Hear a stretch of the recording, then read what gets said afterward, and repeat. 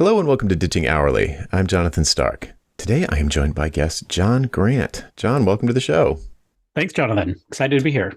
So today we are going to talk about helping lawyers improve their delivery workflows so that ditching hourly becomes obvious. I like the sound of that. Nice. Yeah. But first, could you tell folks a little bit about who you are and what you do? Yeah. So, as you said, my name is John Grant. I go by the Agile Attorney. I've got sort of I'll give you my mission first, and then I'll do the quick version of my backstory. My mission is to help legal professionals, legal teams, improve their practices by making them more profitable, scalable, and sustainable for themselves and the communities they serve. I do it through a lot of different things, and this sort of gets into my background. I come from a family of lawyers, which meant that when it came time to sort of choose my profession, I wanted nothing to do with the legal profession at first, and wound up in the technology industry instead. And I went on one of those sort of super fun rocket ship rides of the early 90s, mid 90s .com era, where I caught on with a company that eventually merged with Getty Images. And we did one of those, I think it was probably a disruptive innovation story before that term was maybe overused, where, we use technology, but also a lot of really healthy business practices to first take over, well, first to disrupt and then eventually reconsolidate the entire stock photography industry around ourselves. And, to the point now where Getty's sort of a household name. And that really was sort of in a lot of ways, a first grad school for me. So I learned a lot about project management and the importance of corporate culture and systems and all sorts of things. But the key is that we were never just using technology for technology's sake. We were using technology as a tool for making our customers' lives better. And I think that's the key takeaway. Cool. And then what happened next? You ended up getting sucked into the family business. Yeah, I did. I mean, it was sort of a funny, I never really planned on, I sort of took the LSAT as a plan B, and anyone who's a lawyer is probably chuckling right now because I think the profession is full of people that took the LSAT as a plan B and wound up going to law school and loved it. And, I'm really glad that I did the thing before law school.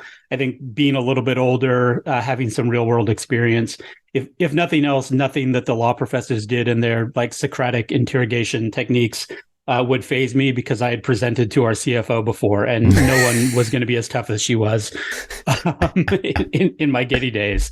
Nice. And so, I came out of law school. I actually was back in-house at Getty for a while. I then had my own practice, but I eventually realized that I liked working on my practice more than in it. And I sort of made the pivot slowly at first into doing more legal consulting, legal operations consulting.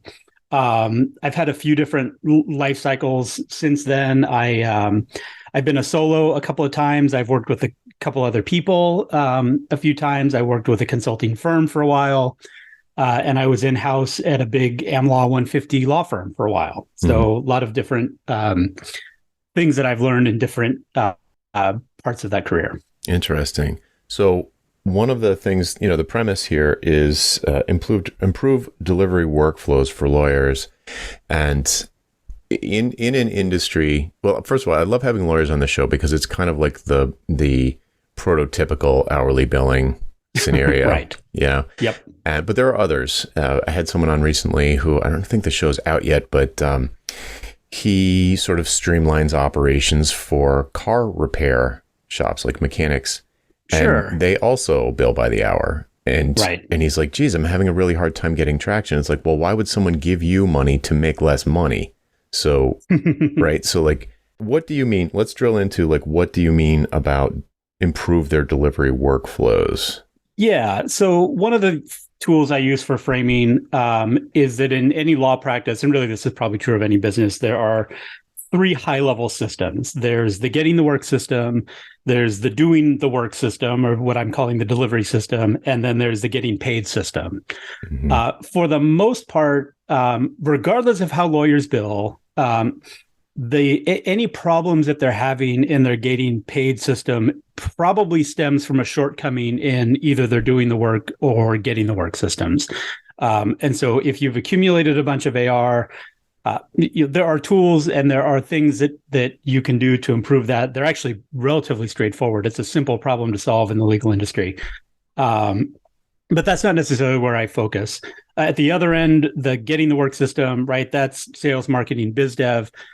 I definitely work with a lot of my clients on that, but it's not where I consider my core competency to be. Mm-hmm. So my core competency is in the delivery system, the doing the work system. Yep. And one of the things that I have found in doing this for coming up on a decade now of this consulting work is that, number one, law is very much a seller's market. There is more demand for legal work than there are supply of lawyers or legal professionals to do the work. And that's true all the way up into the very tippy top end of the market. I think that's some of the market forces, and maybe we can come back to that in a little bit more detail. But bottom line is, if you hang a shingle doing, especially in sort of a people law sector, it's not so much a question of getting work. It's a question of getting the work that you want. Mm-hmm. But let's assume for a minute that you're able to sign up all the clients that you want, and probably more clients than you want, which is one of the problems. What winds up happening is the relative inefficiencies of delivering legal work in these delivery workflows, right? The doing the work system that I talked about winds up slowing down. There's a relationship known as Little's Law, and it basically says that the time it takes to deliver any one widget worth of work is proportional to the number of widgets you have in progress in your system. And so one of the things that I see that's really common with lawyers, and I think probably other service professionals too, is that they sign up lots and lots and lots of work, which creates a lot of work in progress, or WIP. Mm-hmm. And the tremendous amount of WIP that they're carrying winds up causing every one unit or every individual client to have a worse and worse experience because of how long it takes to deliver whatever it is that you've signed up to deliver. So I'm being intentionally generic because there's obviously lots of different kinds of law practice out there. And I see this problem in almost all of them. So they just have a ton of parallel projects. A ton of parallel projects. Yeah. And so in the Agile world, and that's, obviously I call myself the Agile Attorney. One of the things that they focus on a lot is multi-project environments. And a lot of times when I'm talking to folks that do Agile with technology teams or other folks, and they'll be talking about multi-project environments, and they'll be talking about like 5 or 10. And for law firms, it's not uncommon for it to be 70 or 80 different matters, different projects going on at the same time. So that creates, I'm going to guess, that creates a lot of non-billable overhead. It does. And so it's interesting. And this is one of the things, and when you and I spoke a couple of days ago before starting this up, yep, I mentioned that one of the problems with sort of the legal delivery systems is that non-billable overhead actually kind of gets billed a lot of the time. Oh. And so, or it's not always clear when it gets billed or when it doesn't get billed, or it can be a little insidious when it creeps in. And so you don't necessarily know that you're billing for it. But the switching costs, there's a term out of the Agile world, and I think this comes from Lean as well, that I've really liked and been using a lot lately, known as failure demand.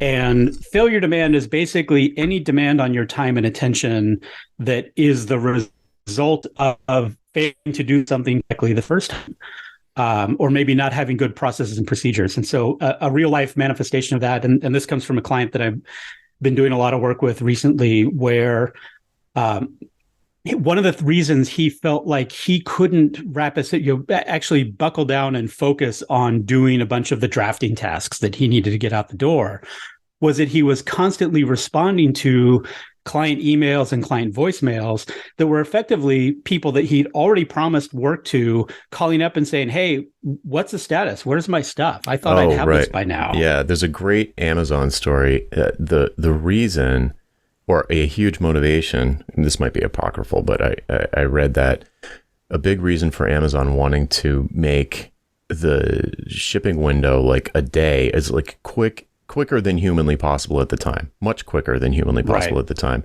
was that they could see and measure the costs of customers who had ordered stuff contacting customer service to say, where's my stuff? And he was like, we could cut out all, if we're spending $10 million across the organization to answer that question, then that gives us a budget of $10 million to just like get them the stuff. So they stop calling us. Right. So I have another story that just popped into my mind where I'm the failure demand. That's very interesting. I just, for the past 10 weekends or something, I've been rebuilding my garage door. And I got it to a phase where the door was built and in place, but the store didn't have the brackets that I needed to use to attach the springs that would allow me to lift it. So I got everything, the old door down too late, like crossed that Rubicon. Now the new one's up, but it doesn't open, or it's very, it's like 200 or 300 pounds too heavy to lift. Right. And that day we had a big vanity, like for the new bathroom delivered. So like a piece of furniture in the driveway needed to be in the garage, and it was going to start raining. So since I wasn't able to like finish the project quickly, it created this window that was a brand new problem that wouldn't have existed if I had been able to put the brackets on when I put the door on, which I didn't realize it was until it was too late. So then I had to go out and buy all of this stuff just to open the door, right? Just to, like a mechanical system to pull the door open manually so I could put the thing in the garage and close it before it started raining. And it was like such a physical, like that work never would have had to be done if I had rearranged or I had just like waited until I knew I had all the pieces I needed to kind of cross the Rubicon. But it's work that didn't need to exist in a different organization, or if it had been more streamlined, or if I knew what I was doing, then it wouldn't, it's not, this isn't a question of doing all that work faster. It's a question of doing it in a way that erases a whole bunch of work.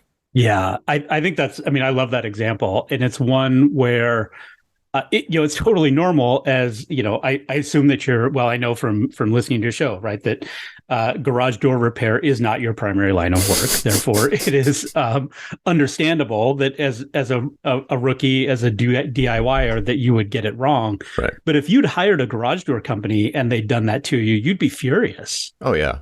Right. You'd be out of your skin. And I think what happens with, advanced professionals, whatever they happen to be, right? Lawyers, CPAs, software developers, whatever, right? You expect a certain, when you're hiring those professional services, especially high dollar professional services, you expect a certain attention to detail and a certain level of planning. And I'm not saying that lawyers don't do that, but I think that a lot of law practices that I encounter, at least, they don't invest in upfront planning. They sort of make a lot of assumptions about, well, this is how it usually goes, and this is how I've done it in the past. But there isn't really a planning and strategy phase sometimes.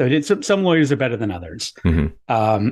But again, and even when there is, and this is where it gets into, all of the natural human tendencies around delays and things like that, mm-hmm. is that when the lawyer does plan, oftentimes they plan for this sort of ideal situation where, of course, I'm going to be spending the right amount of time and attention at the right times to your matter, to your legal case, your project, whatever it happens to be. But realistically, if you're not managing your workloads up front, then chances are some other emergency is going to come in and steal that capacity away, which then has this ripple effect and domino effect. And then all of a sudden you've got a vanity out in the rain, right? Mm-hmm. Metaphorically, right. That is causing some expense or some cost at some other part of the project. Right. Yeah. It's completely unnecessary expense. But if they're billing for it, whether insidiously or not, what's the financial motivation for them to, pay you $1 million to spend a month of probably painful systemic changes to the organization to make less money? Or like explain to me how that's not the calculus. Well, it is at a very nuts and bolts, and I guess at a thin layer, that is the calculus, right? And back when I worked at the big firm, the Sam Law 150 firm, I was the head of the legal project management department, and it was this sort of funny thing where, I mean, really, the firm had a legal project management department for marketing purposes only, right? They wanted to be able to say they had it.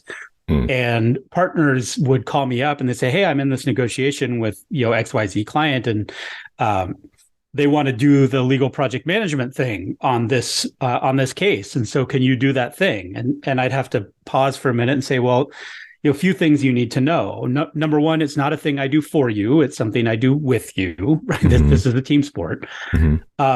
But number two, the reason your client is asking about legal project management is that it will make you more efficient, which means that you will bill fewer hours on this case. And if you bill fewer hours on this case, you're going to have to then go get the next case, which may involve some non-billable work in order to do it. So, I was really transparent that part of, at a high level, what you're asking me to do is reach into your wallet and take money out of it. So who would say yes to this? Or not many people did? Well, a lot fewer people did than I would hope, but that was my intro piece. And then I would go on to talk about why this is the right thing for preserving customer relationships and making sure that you're sort of having these win-wins, and you'll never want for business if you are doing the right thing by your client. But there were definitely some partners that were very interested in that. And we had some very successful engagements doing different types of work, including some flat fee work of different sorts within that firm. But if it was a more traditional partner that wanted a more traditional hourly relationship, I often didn't hear back from them. And to this day, right, I'm not trying to sell to those people in my consulting practice. If you really truly believe that the billable hour is the right model for you, and you're not sure you ever want to move off of it, then I'm probably not going to be someone that's going to help you in your practice. Yeah. Now, that said, I do have a lot of clients that are still traditional hourly billers. And the reason why they like working with me is that it reduces their personal feeling of overwhelm and their own sense of having too many balls in the air, having to work long nights or weekends or all of the things, right? The work too much. And so a lot of the work that I do, even with hourly billing clients, especially in the early parts of my engagement, is really about sort of turning down the temperature from that roiling boil that many law practices are to something more like a gentle simmer, where it feels a little bit easier to work with. Now, the side effect of that is that once we start putting systems in place that make the work more feel better from the practitioner's perspective, they often will then start to think, well, oh gosh, if I'm billing fewer hours for this, I'm starting to lose money billing hourly. Maybe I need to think about converting this to a flat fee or converting this to value-based pricing. Right. Yeah. Once things are under control. Okay. So there's like this overwhelming demand leads to too much work. And yeah, and I've encountered people who do what you do for, like Geraldine Carter, who does this similar sort of thing. Not exactly, but she takes CPAs from crazy hours to non-crazy hours without reducing their income.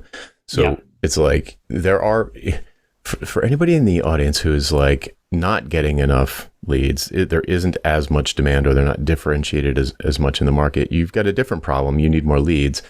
But, as John has pointed out here, that's not typically the case with lawyers. Like, they can have as much work as they want. And it's the same with CPAs. You can have as much work as you want. Right. And it's like, okay, now what? Now I've created this prison almost. It's like, am I working for the business, or is the business working for me? It's like, and okay, so I love this. So you get them down. Well, what is it that you're doing? Are you systematizing things? Are you creating checklists? Are you adding automation? Are you bringing software into the mix more heavily? Are you having them cut out stuff that was just busy work? Like, what are the kinds of things that you would do to streamline this operation? Yeah. So, it's a combination of all those things. I don't follow it religiously, but there's a methodology that's known as the Kanban method, right? Which is one of the offshoots of Agile, and Kanban is kind of the most confusing of them in name because it's a the Kanban methodology kind of comes from Lean, it kind of comes from Agile. The Lean version is a little different from the Agile version. I try not to get too hung up on all of that. But I do like, there's an organization called Kanban University, and I've sort of, in the last year and a half or so, I've been going a little bit deeper into a lot of their writings and doing some of their trainings. And it really is a good sense-making tool. So there's a few things that come from that have been really helpful for me, and in you working with my clients. One of them is just starting to measure some things with respect to your delivery pipeline. So, again, a lot of lawyers are measuring the number of leads they're getting in their marketing pipeline, how they convert those leads into clients. But once the work enters the delivery systems, they're not tracking anything anymore. And so just hours. It's just hours. And so I try to do just some real simple metrics, like how many cases or how many matters, right? We use those terms interchangeably in legal. How many matters are you opening in a month versus closing in a month?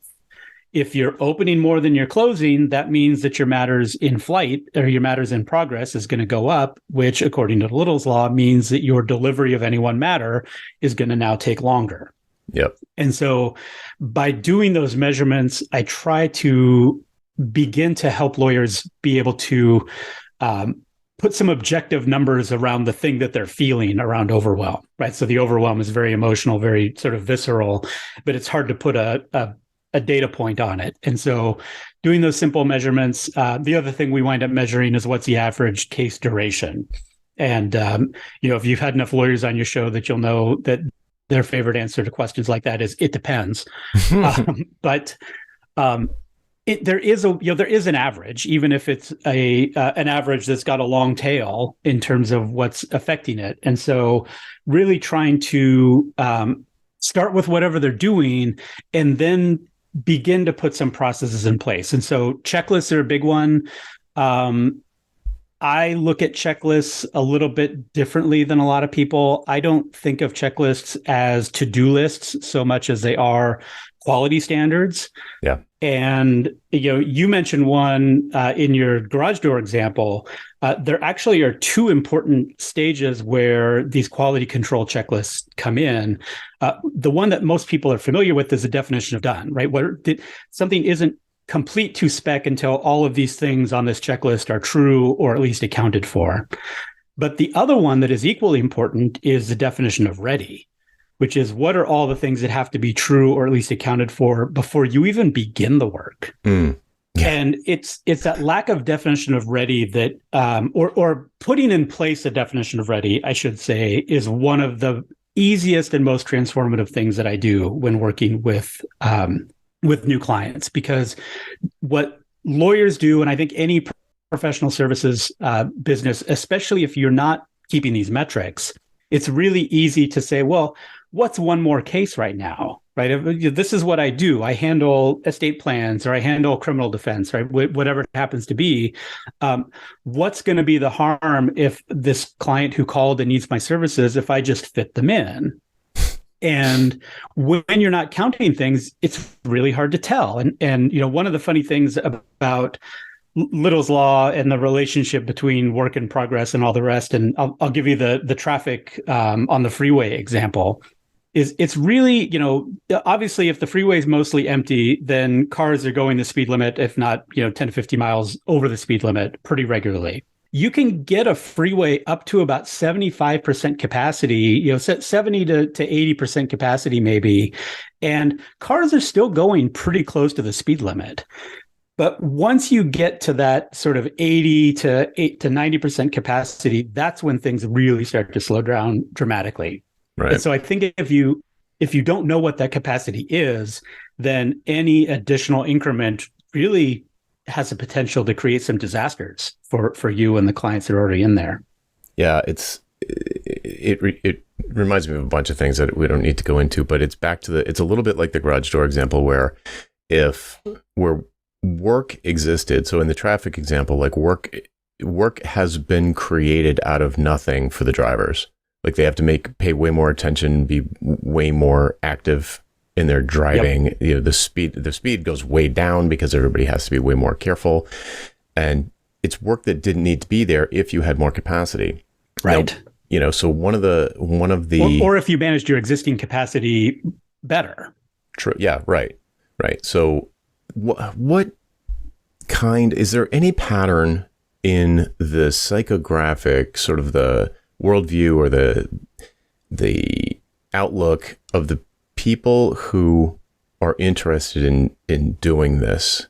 Because so like the other thing is, like, if you're there's a high demand when you have employees, especially, to be running at full capacity at all times. Like employee utilization is something that's measured quite a bit. So like, I almost feel like someone needs to be, unless they're just like crazy overwhelmed and they're thinking about closing up shop and going in-house for a cushy job or something like that.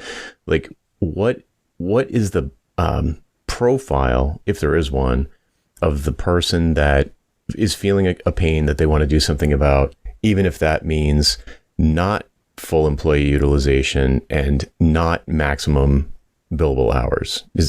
What's in common? Is there an age, a gender, a certain number of kids of a certain age, a size, a head count of the practice? I would say, that's an interesting one. And well, before I answer your question, I will say that resource utilization is something that I consider to be an anti-pattern, which Agreed. That's a word that I have to explain to lawyers. Totally agree. They don't know what anti-patterns are, but by maximizing your utilization, you are begging for gridlock. Right. Exactly. You're begging for it. And the other thing is there's this. Well, again, here's an anti-pattern that I see very frequently is a lawyer becomes overburdened, and conventional wisdom of law practice management is when you get overburdened, you need to either hire or delegate or some combination of get the work off of your plate. And the tendency that I think any high-end professional has, or an expert has, is to push the easy work off onto other people. And for lawyers, that's often some of the upstream work. So the client intake and onboarding, to the extent that they don't want the face time with the lawyer, the client doesn't want the face time with the lawyer to make that purchase decision, which is often true. But then the initial sort of research and drafting, right, it gets pushed on to paralegals or associates. The problem is that eventually hits a quality assurance phase in the lawyer's workflow, right? And they don't think of it as QA, but again, I came from this technology background, so it, they think of it as attorney review or something. But really, what they're doing is saying, I'm going to review the work of this other person to make sure they did it to my standard. And there's a couple of intertwining problems that happen, especially if you maximize utilization of those people you hired upstream. You'll be spending all of your time doing QA. And to the extent that you, the lawyer, are also maybe doing intake or maybe doing some drafting, or maybe you just want to have a life outside of the office, if you're constantly having to do QA on other people's work, it's really hard to feel like you're ever going to get off that hamster wheel. And it feels like a real false economy. It can be. I ran into this very specifically, again, with one of my consulting clients. And one of the things we realized in mapping the workflow and measuring some things, and, yes, we use Kanban boards and all sorts of fun tools to make work visible, which I think is helpful in any knowledge work environment. I think getting some visual, physical sense of the work can be really helpful. But he very quickly realized that he had an associate that he wants to keep, but he started putting that associate on the task of just closing out old files, old matters. And the associate was like, what are you talking about? Why do I want to do this? Like, I went to law school to like draft stuff, not to like close files. That seems like paralegal work, but that seems like admin work. But what this lawyer had discovered was that he needed to find work for this person to do that was downstream of QA, that wasn't going to require the time and the attention of the lawyer to make sure it got done correctly, so that the lawyer could spend some time doing the catch up. Interesting. The other thing, and this is related, and then I'll get back to your question about the sort of demographic one of the other problems I run into all the time with lawyers doing quality assurance is that they don't have an objective standard that they're checking against, right? They're basically using their knowledge and skill and experience, but it's all in their heads. And so the joke that I make sometimes is that the lawyer version of quality assurance is, well, I'd better read this a fourth time to make sure I didn't miss anything on the first three passes. And that's you laugh. It's very real. Yeah, I'm sure. And it's because they haven't sort of done that extra step of saying, really, what am I trying to accomplish here? The beautiful thing is that if you take the time and you begin to express your quality standards in a written form, then you can actually push those standards upstream and say, hey, these aren't just my quality check standards. These are also your drafting standard. And it winds up becoming more cultural and sort of improving the work upstream of where the bottleneck is actually happening. Interesting.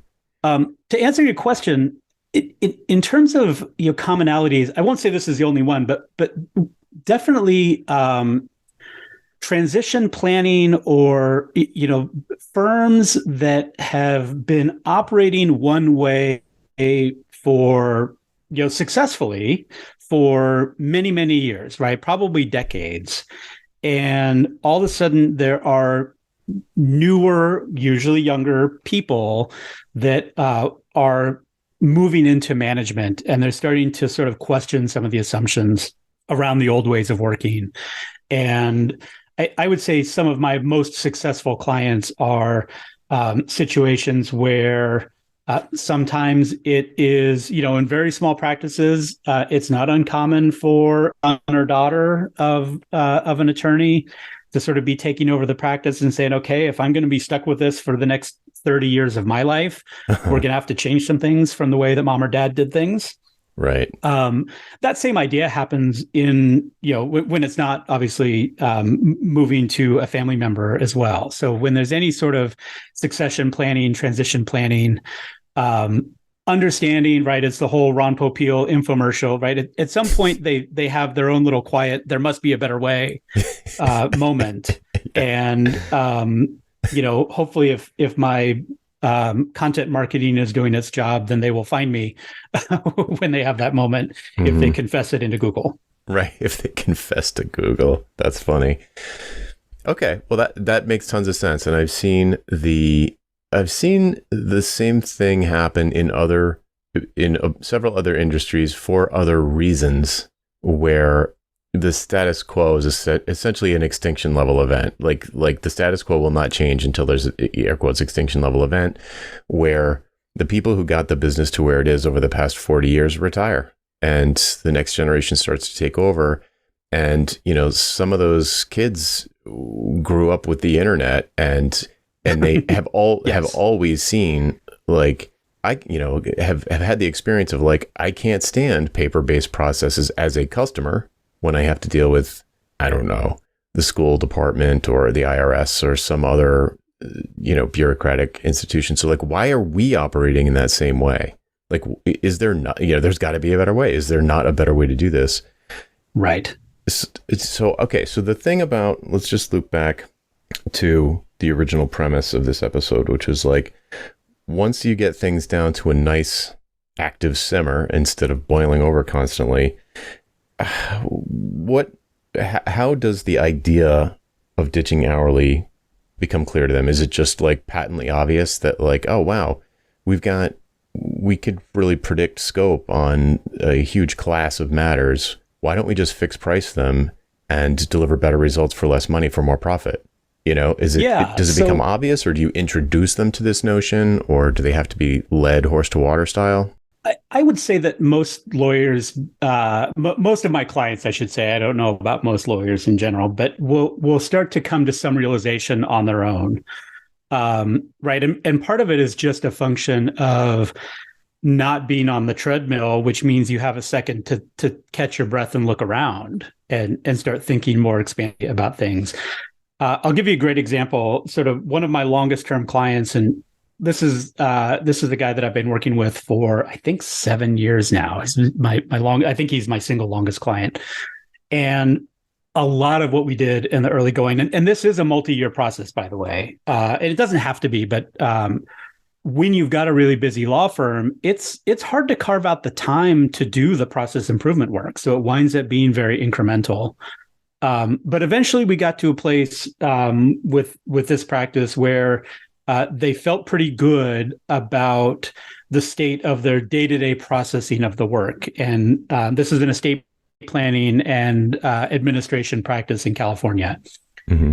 And one of the things that he had been doing for a long time, which he just thought was a normal part of his sales cycle, was saying, hey, send me your existing estate plan and I'll take a look at it and I'll do what in consulting we would call a gap analysis. What is your estate plan actually doing versus what you hope it's doing? And he would create a nice flow chart for it and do a bunch of things and then show it to the client or the prospective client at this point.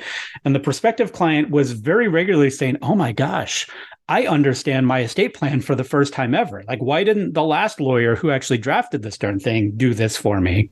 Right. And what my client learned is that is a marketable product in and of itself. Oh, yeah. And by doing a little bit more research, a little bit of talking with customers, he's actually now turned what we're calling an assessment product into a 5-figure product, and he value prices it. He doesn't, he's got a ballpark of where he thinks it should land, but the price that he will wind up quoting for that assessment is related to the net worth of the person that he's doing it for. Right. Because that's how much money they've got at risk, or that's the sort of things that are in play. And so it's actually part of what I love about him is that he took it all the way almost straight to value pricing. He didn't go through the thing that I think a lot of folks have to go through, including myself, of having the step of going from hourly to then flat fee, then to value pricing.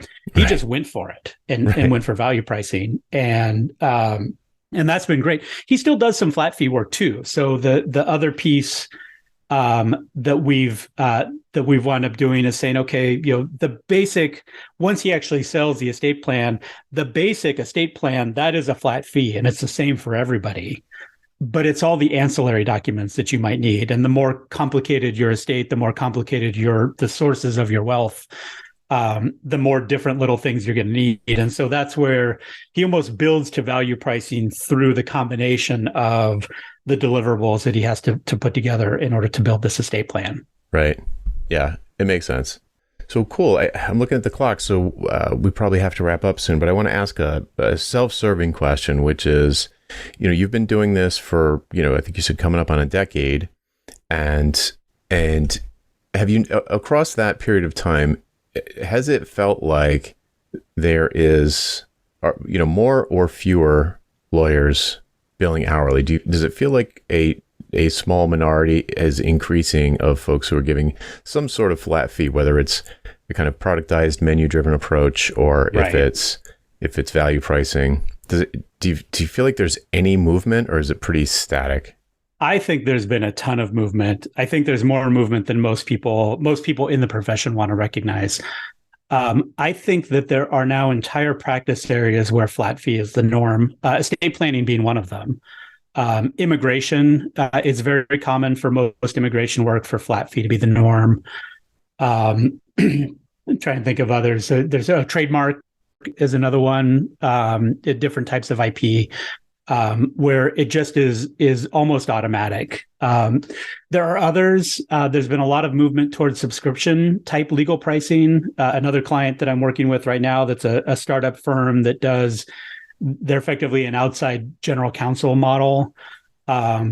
And subscription has become more and more common in that type of practice where, we don't know what's going to come up month in and month out, but we know that over the course of a year, you're likely to have these sorts of issues. And so, if you pay me X dollars a year, payable monthly or payable quarterly, we'll just handle most of the normal stuff. And then every once in a while, there might be some big project and we'll either flat fee that project on its own or we'll default to hourly if we really don't know how to scope it. Right. But I would say those have become way, way more common. I think in the biggest law practices, and this is part of the problem, is that there's what's known as the AmLaw 100, the top 100 firms in the US as ranked by a particular trade magazine. And really even more than that, there's like 15 to 20 like mega firms that are largely global. They're not necessarily ditching hourly, right? Because they have such market power. They really do get to control a lot of their pricing. Although they also have the most sophisticated clients, which are Fortune 100 companies that are also trying to dictate pricing. But I think they get outsized attention. I think for most lawyers, most law practices, I think that folks are far more willing to explore and implement different ways of exchanging value for their services than they were certainly when I first hung my shingle back in 2008. That's good to hear. Cool. I've had a number of lawyers on the show because, like I said, it is kind of the prototypical industry, the hourly industry. And the thing that I recommend to software developers, who are my core audience, being one, but would probably work for any, if some lawyer is listening to the show, someone shared it with you, and like, you tell me what you think, John, but even coming up with, from a pricing / billing standpoint, even coming up with one service that you can comfortably fix price, whether, I don't care if you base it on cost or whatever, you just set a decent average price on it that you feel like would be, across 10 clients, you'd do well, some would be more work than others, but you've got this one fixed price offering. And when you sell one of those things and then you go to deliver it, at least this was my experience when I first switched to fixed, my entire head turned upside down because every hour I worked, I was losing money instead of every hour worked, I was making money. And it turned on this mechanism in my brain that immediately went to like, how can I make this more effective and efficient, quicker, less work for me without cutting corners? And it just, this whole mechanism in my brain that previously I would have said existed. I would have said that I'm always doing the work as quickly as I can for my clients because I bill by the hour and it would be unethical to do anything else. Right. All of a sudden, a whole bunch of dormant machinery came to life and was like, I got very creative about how not to lose that hour. Right. And not losing that hour without cutting corners is better for the client because they get their result more quickly. So absolutely. So if somebody wanted to experiment with this, just create one productized service. Just create one thing. Like what's the slam dunk thing you've done 1,000 times at the beginning of a certain type of matter over and over again, and just like, so it's $2,000. And Yeah, I think it's a couple things that are sort of mental blockers that I run into for lawyers. Number one, they think they have to flat fee an entire matter. Right. So that you're going to do it from soup to nuts. And I think the far easier way to go about it, and frankly, the far safer way to go about it, because it allows you to learn as you go, is to do phased flat fees. Yep. So don't try to, and again, with a relatively simple processing matter, and I don't want to diminish the work that immigration lawyers do, but going for a green card, adjustment of status, it's a pretty known set of things that you're going to do. So flat fee that's easy. Everyone always tells me, oh, you can't flat fee litigation. It's too complicated. It's too, there's too many different variables that come into play. And I've worked with at least 5 different firms at this point that have done flat fee litigation in different ways. It's totally possible. Wow. That's another episode right there. Yeah. And again, usually not by flat feeing an entire case, but by turning it into phase flat fee. And you flat fee the phases of litigation, not the entire thing. And that way you can make adjustments. If you learn something in an earlier phase that's like, oh gosh, this next phase is going to be bigger than I thought it was going to be, great, have that conversation, right? That's the inherently agile approach to doing the work, is the whole point of sort of scoping things out in chunks is so that you maximize your learning about what the next thing is going to look like. The other piece, and you hinted at this because you said, do it for 10 people, is that lawyers, it's really hard to break out of that mindset of, well, the way that I'm going to compare whether I made money on this flat fee is I'm going to look at what I would have charged had I done it hourly. And if I make less money on the flat fee on this one matter than I would have had I billed hourly, then flat fee obviously doesn't work because I'm losing money. And what I tell people is when you convert to flat fee and even to phase flat fees, you can't look at the individual units that you sell anymore. You have to look at it like a product line. Yeah, it doesn't make sense to look at it like that.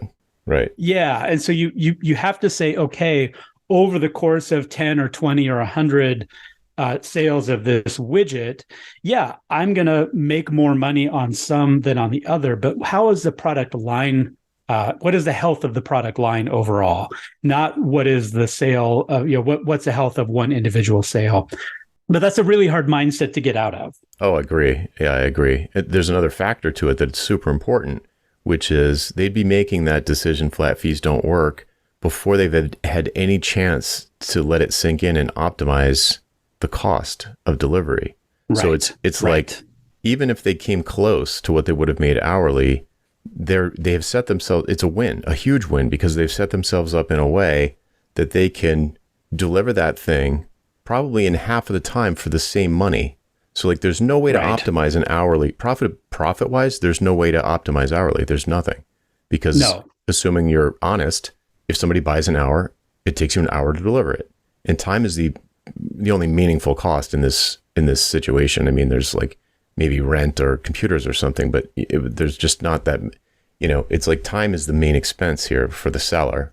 Right. And to even come close, to even get into the ballpark of what you would have charged on your hourly rate on your first engagement, you can pretty much double it. You say, you're like, okay, well, in a year, the profit on this will be double what it is right now, and I'll be crushing my old hourly rate. Like if my old hourly rate was $200 an hour or $500 an hour, it's going to be $400 an hour effectively, or $1,000 an hour effectively, because I've had time to systematize the process, cut out the flab, and just do the stuff that is going to deliver the best outcome quickest for my clients. Right. Like that revelation doesn't hit you. Well, it hit me right away. It takes time to build. Yeah. But even when it hits you, it takes time to put into practice. To make it real. Yeah. And I think that's key and I think those, that sort of back of the envelope is pretty close to what I see. I think if I can get a client of mine, and I usually don't have trouble, because once they've done the work with me on their internal, again, they're doing some of the internal systems work while they're still billing hourly most of the time. So I'm sort of preloading that learning curve a little bit, and then eventually they start to see, oh, well, I could be making more money if I weren't billing hourly, and that makes the transition a lot smoother. But even if you were to go sort of cold turkey, I still think you're right. I think that there's probably a 6 to 12 month window where you just have to commit to it. Mm-hmm. Because if you've got cold feet, and I will also say the product that you deliver 6 or 12 months from now may look very little like the product that you imagine on day one or week one of doing this work, right? The whole point and the whole reason to make this conversion is so that you can learn more about how to deliver things that clients find valuable and will pay you better money for than if you just sort of threw up your hands and said, I don't know, I'll just pay me $400 an hour. Yeah, tell me when to stop. Right. Yeah. Yeah, it's funny. A lot. It's like on that point of it might look very different in 12 months than what you do now, or what you thought you might be doing a year from when you started.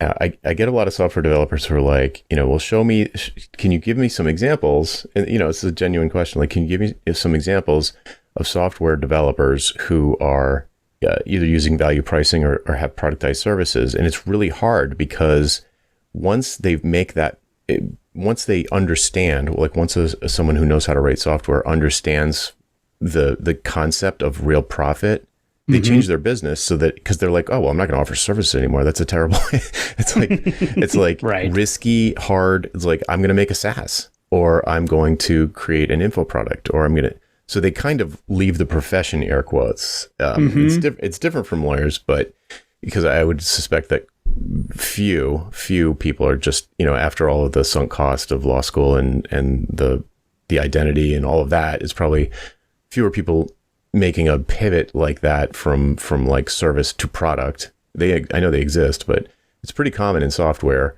Where somebody's like, oh, I'm going to stop building software for clients and I'm going to build software for my own, for me, and then sell it to people like me. And they have a tendency to get that taste of fixed price and they're like, oh, I'm going to go to product because fixed price services is a little riskier. So it's like, okay, I mean, the reward is potentially higher as well, but in both, the reward can be very high. Yeah, anyway. I would say in legal, the thing that I see, and certainly again among some of my clients, is the pivot from doing delivery work into doing strategy work. Mm-hmm. Yeah, that makes sense. And if you can outsource, if you can build systems or outsource, or, you know, we haven't mentioned AI or ChatGPT, thank you.